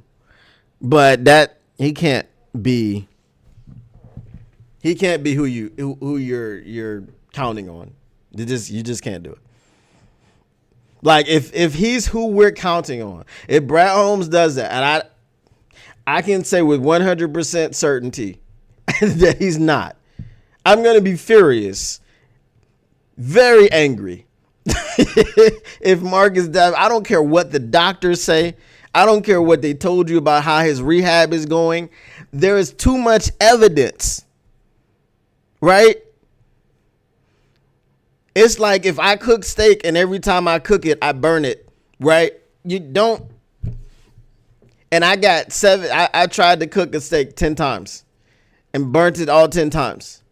You can guarantee that time number 11 is the time that I'm going to burn it again. Now, maybe time 11 will be the first time that I don't burn it. But history says, the data that we have says I'm going to burn that damn steak for an 11th time. So, Marcus Davenport, the data that we have in season number 7 is that he's not going to be healthy. He just will not be. Kane press. Brad likes getting these cars with salvage titles. Yeah, that's what I was saying earlier, Andre. Like, if you have to go and look at his injury situation when he was in college, and that will give you some insight as to why he has this affinity for injured players. If you didn't know about it, but if you know about it, then just look at, like, that's his story. He was an injured player. It was very not likely that he would ever play again or whatever. I think he got into a car accident or something like that. And he beat the odds and he played again. And that's great. That's fantastic. But you got to let a little bit of that go and not sign a Marcus Davenport without other assurance or insurance. Sorry.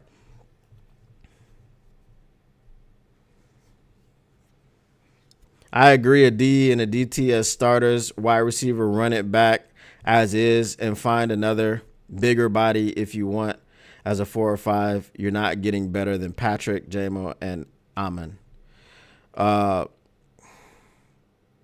What if they give Davenport super soldier serum, Lindsey Harris? I'm on board. 100%. If you give him the super soldier serum, bruh, bring him on back. Bring him back, sign him to a 10-year max deal, $200 million. You can give him the super soldier serum, and because he tore his triceps, you can give him the winter soldier arm. Oh, bruh, I'm taking him all day, every day, and twice on Sundays. But as that's not reality, no.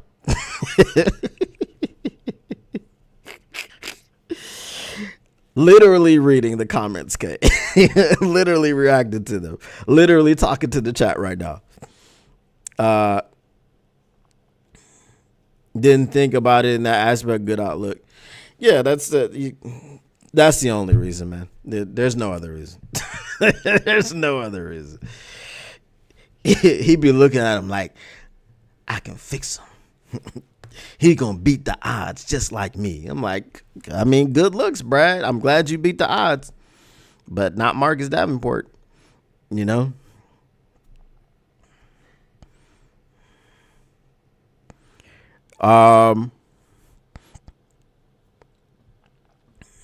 Eagles are not America's team. Nobody likes them. Like I said, that was the worst Super Bowl I've ever seen, and I've seen all of them. Not all of the Super Bowls, I'm not that old, but I mean, I'm just saying, since I knew what football was, and I was able to enjoy it and understand it and know what I was looking at. I've seen every Super Bowl. I've not missed one.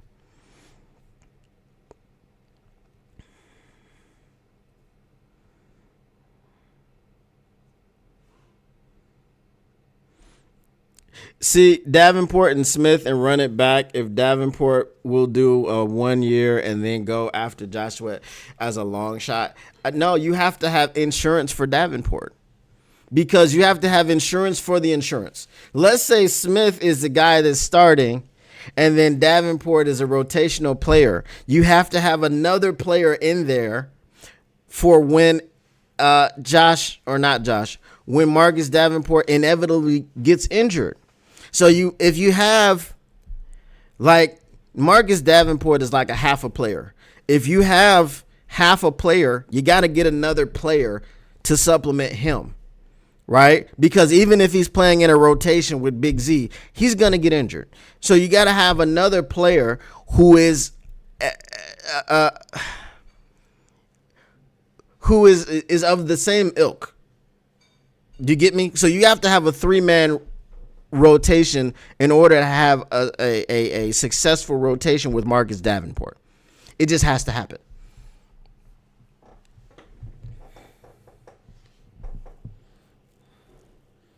Lions have 6 years. How did you come to that figure? Another way we can improve the front 7 is dumping Project. I knew it was coming.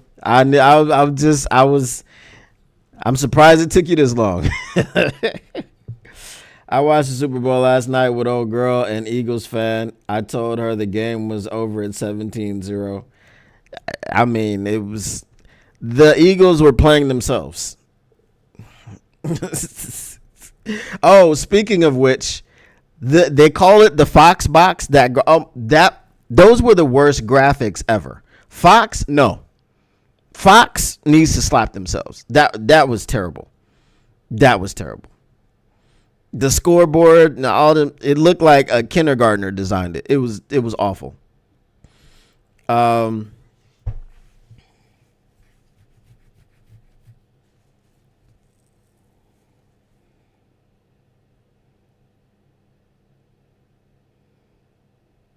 my God, Flannel Sam. What do you expect from Flannel Sam, a guy from Illinois who works at a Michigan sports based company? Don't know. Just hearing you say him being on the team kills me.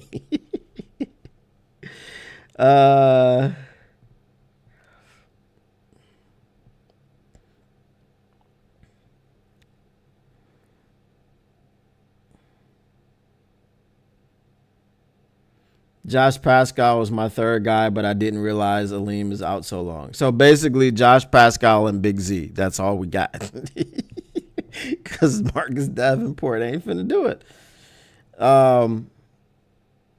Artur says dumpster fire graphics. What up, though, JSJ?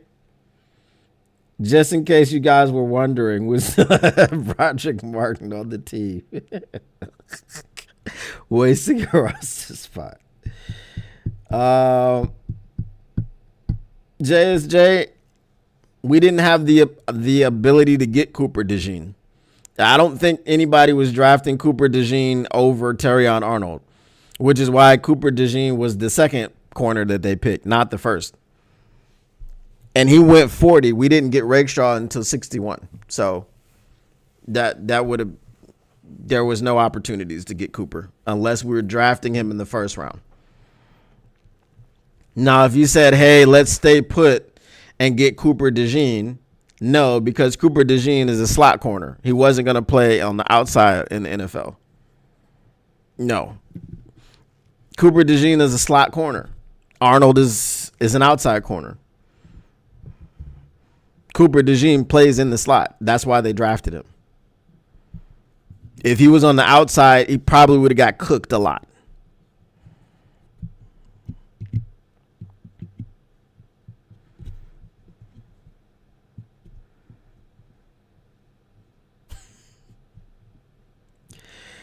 When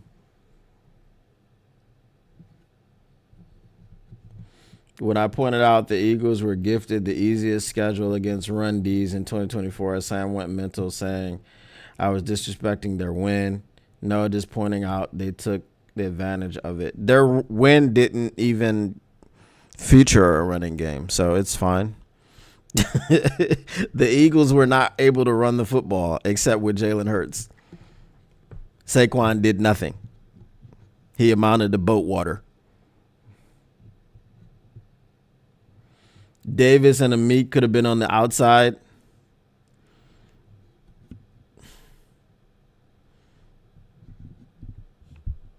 And then when Davis gets hurt, you're putting Cooper on the outside. And that would have been even worse for you. I'm just saying, Terrion over Cooper DeJean is a no-brainer pick. I get it, but JSJ, as we were saying earlier, you fix the D-line, you put someone like a Myles Garrett on the other side of Hutch, Terrion Arnold looks worlds better. Worlds better. I'm a former corner. Trust me. When you don't have to cover, I was a lockdown. Don't you know what I'm saying? Your boy has skills. But when you don't have to cover for that long, it makes your job a whole lot easier, and you look so much better. You look better than you are. My team sucked, so you know what I'm saying. It didn't matter if I was covering for 5 seconds. You wasn't getting nothing. I'm just saying. I don't want to pat myself on the back. It's kind of itching. Look. You know what I mean? I hope Detroit boo the F out of Ben Johnson next season. It's 100%. You're gonna have some Detroit Bears fans out there. No, not DT. Corner. CB. CBRB. That was me. You know what I'm saying? And I can split out wide like Jahmyr Gibbs.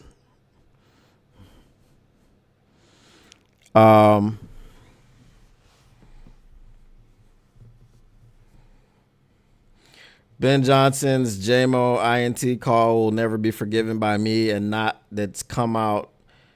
Him and DC had friction this year, and he was on the outs anyway. But has the friction thing been verified? Because I heard when Neil said it, and then I was told by a credible person that it was absolutely false and it had no volition.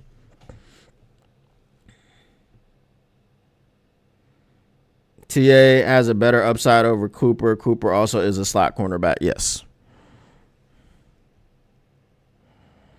I grilled steak and it's been perfect. Hey, man. Congrats. But if Marcus Davenport was cooking your steak, it would be burnt. That's all I got to say.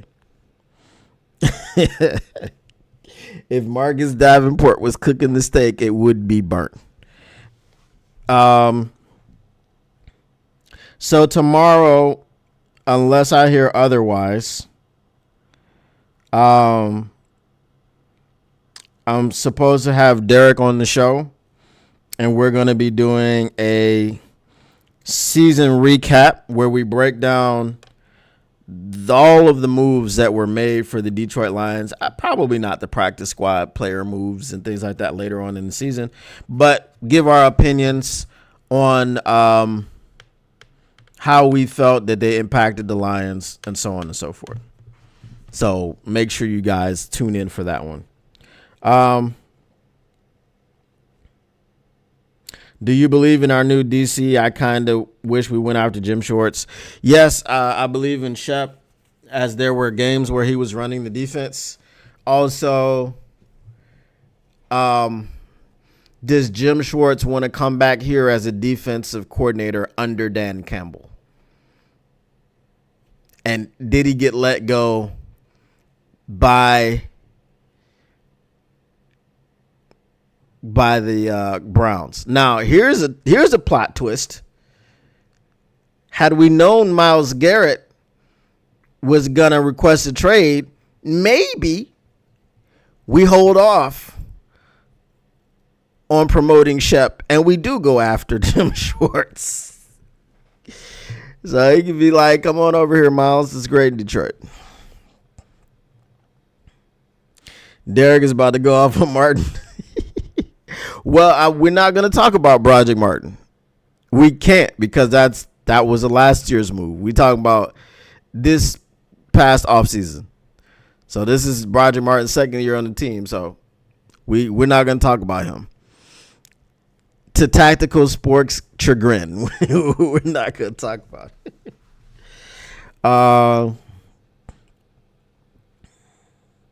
Not verified, but I personally felt his Monday presser after the loss, and he said Ben was gone, but nobody told him he was gone officially, was a backhand comment to Ben for not telling him man to man. That's true. That's true.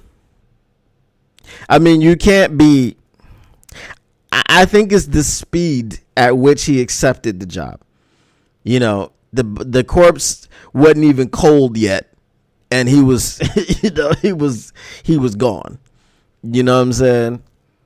The meal was finished cooking, and steam hadn't even started to rise yet when you took the lid off the pot. That's how fast he was out the door. Grilled steak is only perfect if it's seasoned well and cooked medium rare. There's probably a lot of well done people in here.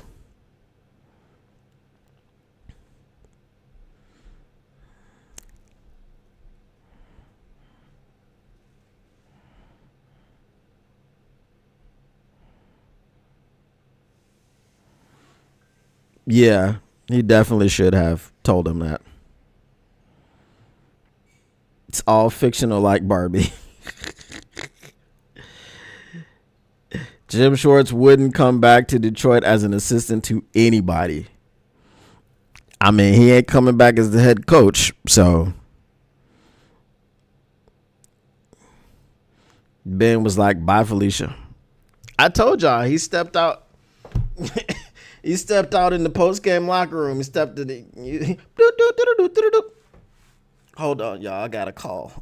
Hold on. I'll be right back. Hello? Ryan? Yeah. Oh, yeah, I'm coming. Yeah. Just send the plane through. Yeah, I'll be ready in about 30 minutes. Yeah. All right, I'll see you. Bye.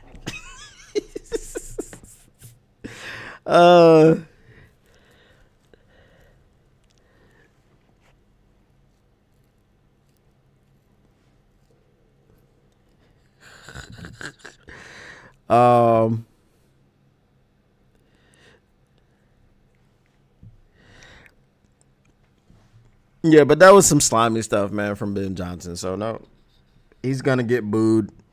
I respect what he did here. You know, I'm very consistent. You know what I'm saying? Like, I consistently say Stafford never won anything in Detroit, but I can't, even though he's Osama bin Johnson, he's a terrorist.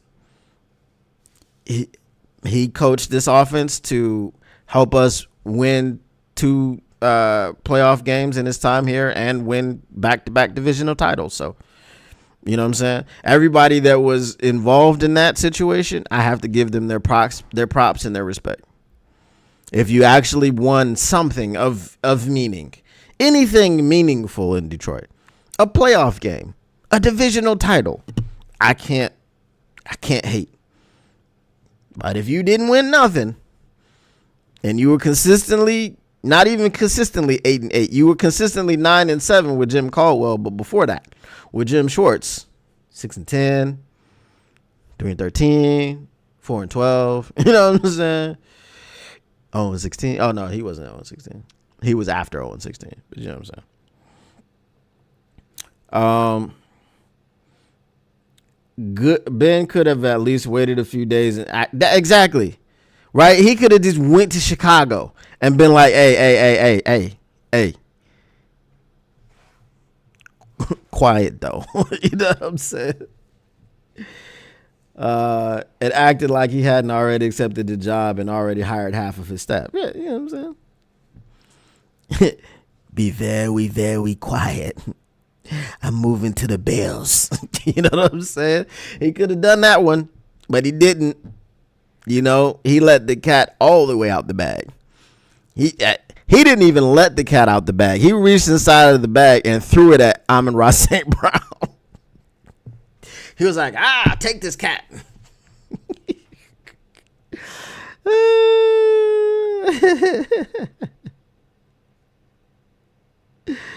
Jay Cruz, and he did say he couldn't get the song out his hand. I'm just saying.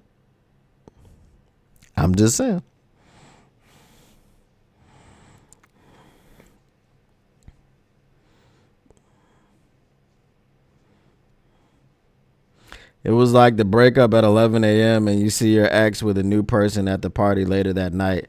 Shady. Yeah. I would say it was like the breakup at 11 a.m. and somehow you make it to the party at noon. You see your ex at that joint with somebody else. I don't know, Jay Cruz, and that's y'all's beef. I'm not gonna jump in that one. All right, y'all. I'm gonna go ahead and get out of here. I got some things that I gotta get back into, but I appreciate you coming through, hanging out. Appreciate the likes, appreciate the comments, the subscriptions, all the shares, and all that.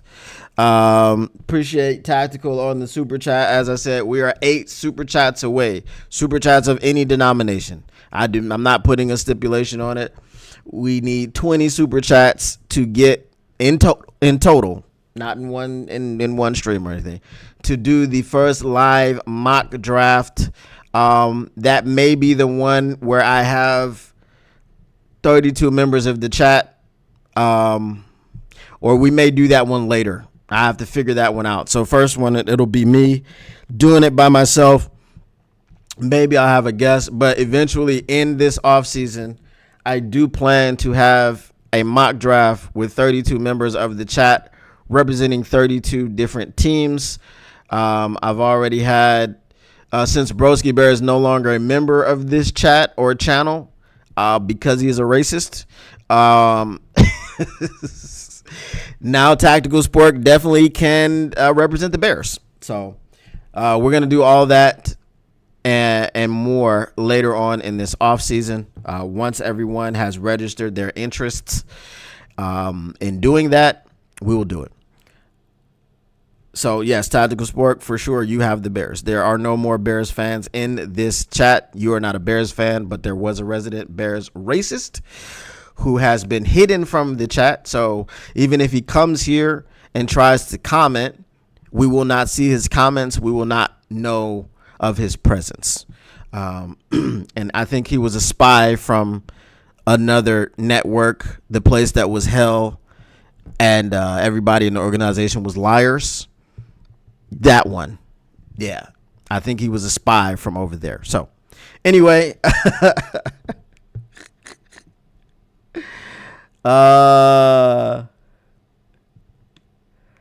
who is this? JD. What are we talking about?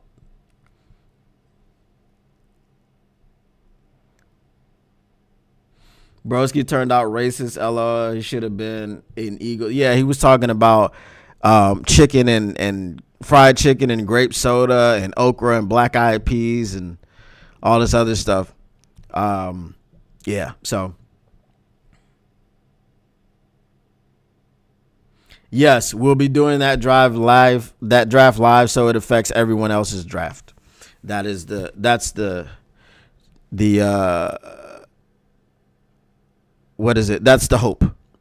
Because I know there's a site where you can go and do a live draft together with other people, with everyone representing, or however many people.